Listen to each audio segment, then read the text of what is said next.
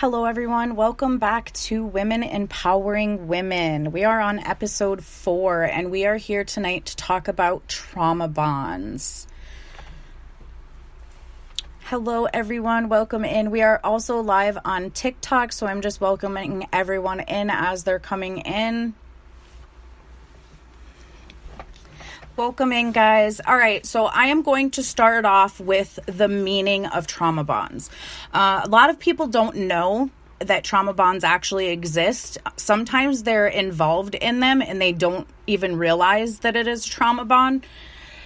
There was a lot of things that I was actually going through for this to get prepared for it, and actually had a little bit of PTSD myself, realizing that a relationship that I had many years ago was actually a trauma bond, and I had never realized it. So I'm going to start off with the meaning of it and the meaning of trauma bonds. Trauma bonding occurs when a narcissist repeats a cycle of abuse with another person, which fuels the need for validation and love from the person being abused. Trauma bonding often happens in romantic relationships. However, it can also occur between colleagues, non-romantic family members, and friends. There are 3 signs, there's much more, but 3 main signs of trauma bonds. Your relationship is built around guilt and shame. You are not sure you'd leave if the abuse increased, and you have been love bombed or devalued. There are 7 stages of trauma bonding. Breaking trauma bonds starts with identifying these 7 stages.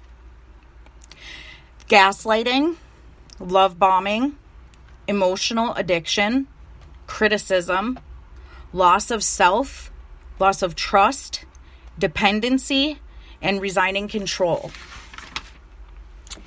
Signs that you are trauma bonded. You feel like you've bonded more through fights, breakups, and extreme events than you have in happy times. You crave making the other person happy, so you sacrifice your own wants and needs. You don't react towards cheating, abuse, or pushing boundaries because you're used to it. You believe you can change them. That is one of the biggest ones I put in big, huge letters. I heard that in one of our last podcasts. I thought I could change them. I couldn't help this person, so I thought I could help this one. Part of trauma bond. You worry that if you leave, something bad will happen to them. Again, we heard that in another podcast, people being accused or having the blame put on them, that if someone did something to themselves, that it would be their fault. That's not okay. Putting the blame on somebody else is not okay. That is form of trauma bond. Intense up and downs in a relationship causes your brain to become addicted to the highs and lows. Healthy relationships give you a steady supply of dopamine. Trauma bonding withholds it and then gives you a sharp increase of it. Some long-term impacts of trauma bonding. Remaining in abusive relationships, having adverse mental health outcomes, low self-esteem, negative self-image, increased likelihood of depression and bipolar disorder, or perpetuating a generational cycle of abuse. This is a big one. I really wanted to specify on this one, huge. When I came across it and I thought about it, and I thought, this might be a question in some people's minds. So, do narcissists feel trauma bond? Narcissists do feel trauma bonds, but not in the same way that the people they abuse feel it. A trauma bond makes a narcissist feel remarkably well because the dynamics of a trauma-bonded relationship are designed to help regulate the painful thoughts, feelings, and emotions that they have suppressed. So it all stems back from things that they're suppressing and not taking control of with their mental health. What happens in your brain during trauma bonds? Trauma bonds create chemical warfare in our brains. It's hell. It is absolute hell. Reuniting and the love bombing that follows then floods our system with dopamine, which I just said over here, the increases in ups and downs and stuff, that it messes with the dopamine. Love bombing. What is love bombing? A lot of people don't understand that definition either, or understand what that actually means. Love bombing is an attempt to influence a person by demonstrations of affection and attention. It can be used in different ways for either positive or negative purposes. Psychologists have identified love bombing as a possible part of a cycle of abuse and have warned against it. So if we can identify these things that I've been over so far, then we can identify that we are either in a trauma bond or trauma bonds are forming. Some people, like I just said, today I went over some of this stuff and I knew about trauma bonds, but I didn't know as in deep as I do now. And I don't claim to be a professional, you guys. This is just my own research. But there was a lot of things that I didn't know about it that I learned today and went, wow, I had some relationships that were exactly this, and I didn't realize it until today. So there's a lot of, specific information here that is really helpful. So I hope you guys, and if there's anything that you guys missed, or maybe I went too fast and you guys want me to repeat it, please absolutely 100% just say so. So we have manipulation. What is manipulation? Manipulation is toxic partners, or what is a form of manipulation? I'm sorry. I got all scattered there for a second. Toxic partners are skilled at manipulation, so much that they actually convince their partners that their physical or verbal outbursts are a result of misbehavior on their part, which it's actually not. The aim is to make you doubt yourself and your self-worth as a good person. Verbal insults. Verbal insults can range from insulting your looks, your intelligence, or your worth, and it doesn't always include foul language.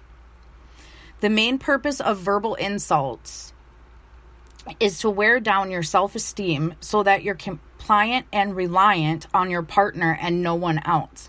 Be sure to be aware of this. Guys, I'm sorry. I know that TikTok Live is freezing. I hope that the podcast is not. I'm going to continue on that just because it is live. Unpredictable mood swings. Extreme mood swings are common for a toxic partner and can be staggering. For instance, they can go from a pleasant and romantic to a fit of total rage in a matter of seconds. This extremely unpredictable behavior is typically aimed at a submissive partner who know that they won't challenge them. Envy and jealousy. They may accuse you of being unfaithful and flirting. Jealousy is a sign of insecurity or a lack of trust. Toxic partners will often flame the unhealthy jealousy as an act of love. How do I know if I'm in a trauma bond? Guys, I'm sorry. I know the TikTok Live froze up. I hope that the podcast did not. It is live, so I'm going to keep going. And I will come back for you guys, I promise. How do I know if I'm in a trauma bond? You're obsessed with the good old days. You keep the trauma and abuse a secret. You distance yourself from close people trying to help you. You make excuses for their behavior.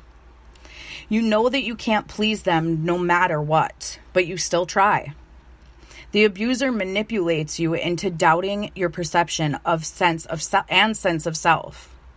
It feels like a drug addiction. You clearly know you're in a toxic relationship, but you're addicted. You're mistaking addiction for love. You find yourself in abusive relationships often. The abusive person escorts to physical abuse besides psychological abuse. How to get help.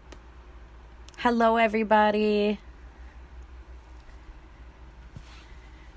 How do you get help? Leave the relationship. Cut off all contact if possible. Therapy, and more therapy. Sometimes our friends can get tired of constant drama, and that can isolate you. It's very important to talk about your experiences. Find support groups. Focus on your mental health and meeting your own needs. When your brain tells you that you want to go back and you feel like you can't fight that demon, remind yourself of the facts and the reality, the pros and cons. Call someone for support. If you or someone you know is experiencing domestic violence, you can reach out to the National DV Hotline for anonymous confidential help 24/7 at 1-800-799-SAFE. You can also text START, START, to 88788. Also, you can chat with the hotline advocate by visiting thethehotline.org. PTSD treatment options, you can call 855-907-3977. Substance abuse and mental health, 24 hours, 7 days a week, English and Spanish. The number is 1-800-662-HELP, HELP. You can also call or text 988 24/7 365. It is a suicide and crisis lifeline. Also, Canadian Mental Health Helpline. You can call 1-800-668-6868, or you can text CONNECT, CONNECT, to 686-868. Canadian Mental Health Association number is 416-646-5557. Australian Mental Health, 800-512-348. Can you guys unblock Muffin Man? I think just got blocked. That is somebody here for the podcast, please. And I know everyone on TikTok, a lot of that got cut out. I'm hoping that it did not cut out in our live podcast. I am going to end the podcast for now. I gave a bunch of information. Hopefully it didn't cut it off. I'm going to go back over it with you guys so that you can get the information when the internet went out. Hopefully the podcast will be okay. We'll see how it turns out. If not, I may have to re-record it. It's okay. Thank you everyone for being here. I hope you enjoyed this episode. I will have more information at the end of the episode for you. If you ever need anyone to reach out to, you can always reach out to me on TikTok. My TikTok handle is Spirit Goddess Julie, SpiritGoddessJulie. Thank you so much, everyone, for being here. I appreciate you more than you know, and I hope you come back for episode 4.